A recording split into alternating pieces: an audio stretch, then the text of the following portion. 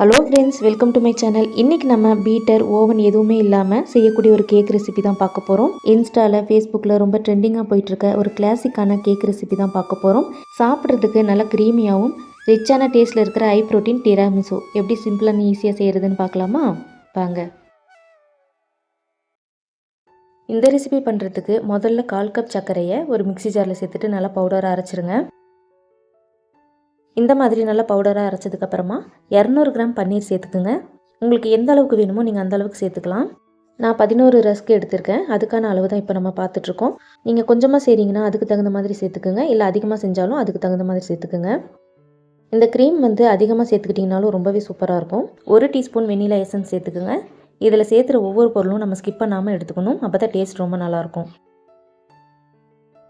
3லேருந்து 4 table spoon milk made சேர்த்துக்குங்க.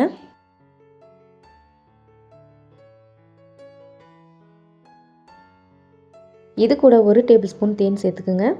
உங்களுக்கு பார்க்கும்போது இதில் அதிகமாக நம்ம ஸ்வீட் சேர்த்துருக்கிற மாதிரி இருக்கும். இதில் நம்ம பன்னீர் சேர்த்துருக்கிறதுனால ஸ்வீட் ரொம்ப அதிகமாகவும் இருக்காது, ரொம்ப குறைவாகவும் இருக்காது, நார்மலாக இருக்கும்.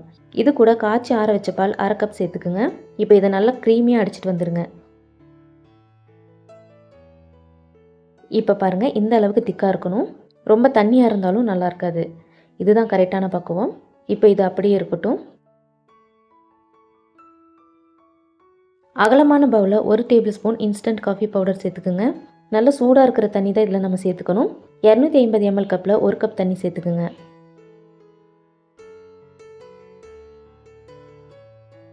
இது கூட 1 டேபிள் ஸ்பூன் சர்க்கரை சேர்த்துட்டு சர்க்கரை நல்லா கரையிற மாதிரி கலந்து விடுங்க. சர்க்கரை நல்லா கரைஞ்சதுக்கப்புறமா இந்த காஃபியோட சூடு ஆறதுக்கு முன்னாடி ரஸ்க் எல்லாத்தையும் நம்ம இந்த காஃபியில் டிப் பண்ணிடலாம். ஒவ்வொரு ரஸ்க்கை எடுத்து காஃபியில் டிப் பண்ணிக்கோங்க. ரஸ்க்கை ரொம்ப நேரம் ஊற வைக்கக்கூடாது. ரஸ்க் லைட்டாக சாஃப்டானால் போதும். ரஸ்க் சேர்த்ததுக்கப்புறமா இந்த மாதிரி லைட்டாக அழுத்தி விடுங்க. இந்த மாதிரி அழுத்தி விட்டாலே போதும், திருப்பி போடணும்னு அவசியம் இல்லை. காஃபியை நல்லா வடிச்சிட்டு அதுக்கப்புறமா சேர்த்துக்குங்க. இந்த ரஸ்க்கு கிளாஸ் கண்டெய்னர் இருந்தால் அதில் சேர்த்துக்குங்க. அப்படி இல்லைனா பிளேட்டில் கூட நீங்கள் இதை செஞ்சுக்கலாம். என்கிட்ட கிளாஸ் கண்டெய்னர் இல்லாதனால இந்த மாதிரி ஒரு கண்டெய்னர் எடுத்திருக்கேன். இதே மாதிரி ஒவ்வொரு ரஸ்க்காக காஃபியில் டிப் பண்ணிவிட்டு கண்டெய்னரில் சேர்த்துக்குங்க. காஃபி நல்லா சூடாக இருக்கிறதுனால ரஸ்க் போட்ட உடனே நமக்கு நல்லா சாஃப்டாயிரும்.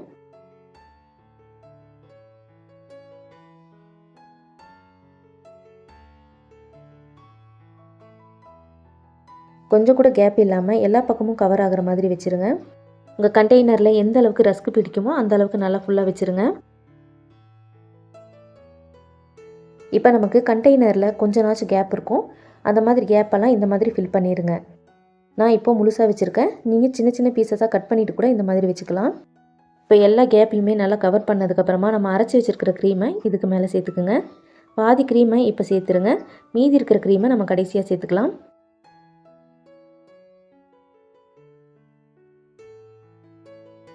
நம்ம சேர்த்திருக்கிற க்ரீம் எல்லா பக்கமும் கவர் ஆகிற மாதிரி ஸ்ப்ரெட் பண்ணி விடுங்க. க்ரீமை நல்லா கவர் பண்ணதுக்கப்புறமா மறுபடியும் காஃபியில் ரஸ்க்கை டிப் பண்ணிவிட்டு அதுக்கு மேலே ஒரு லேயராக வச்சுருங்க.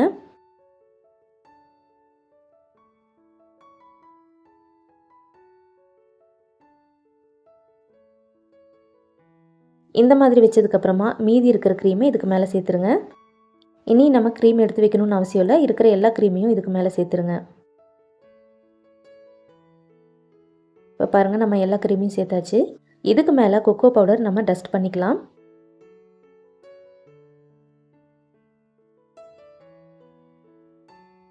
நம்ம சேர்த்திருக்கிற க்ரீம் நல்லா கவர் ஆகிற மாதிரி டஸ்ட் பண்ணி விடுங்க.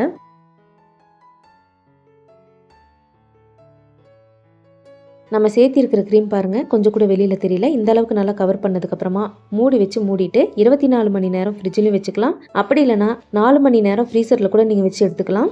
அப்போ தான் இது நல்லா நமக்கு செட் ஆகும். இது நல்லா செட் ஆனதுக்கப்புறமா நம்ம பார்க்கலாம். நான் 24 மணி நேரம் ஃப்ரிட்ஜில் தான் வச்சுருந்தேன்.